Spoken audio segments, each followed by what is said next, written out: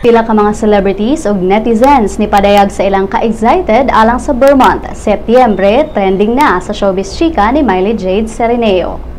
Unang adlaw karon sa buwan sa Setyembre o pipila ka nato ang excited na sad sa Christmas. Tungod niini, nag-trending na sab nationwide ang keywords nga Christmas ug Setyembre. Si TV and radio host Team Yap ni greet na sa tanan og Happy Vermont. Mato niya, Christmas is just around the corner. Samtang ang actress ug singer nga si Lovie Poe nag-tweet og naalala mo pa ba ang ika-21 gabi ng Setyembre? Wa sa magpauwahi ang second big placer sa Pinoy Big Brother Teen Edition Season 4 nga si Karen Reyes. Nag-post kini sa iyang Instagram sa iyang hulagway kauban ng mga kuyog niya ug tan-aw sa salidang pixels with hashtag nga September 1 Feels. Ang PBB All-In second runner-up nga si Maurice Racal nag-tweet sab nga September, are you baking cookies? I can smell it. Samtang si Sarah Lebati nibutyag sa iyang Twitter account nga mapasalamaton siya sa Ginoo tungod sa kinabuhi ug sa oportunidad. Samtang ang former mainstay sa Kiddie Gag show Going Bulilit nga si Miles Ocampo ni awhag sa tanan to stay positive ug move on na ang uban. Wa sab magpauwahi ang mga netizens sa ilang kasinatian sa Setyembre. Matod ni Twitter user nga si Chazor Comia nga Setyembre and Christmas is near na daw. Samtang si Twitter user Larby Policarpio nag-good morning ug naghinaot nga maayo ang buwan sa Setyembre alang sa tanan.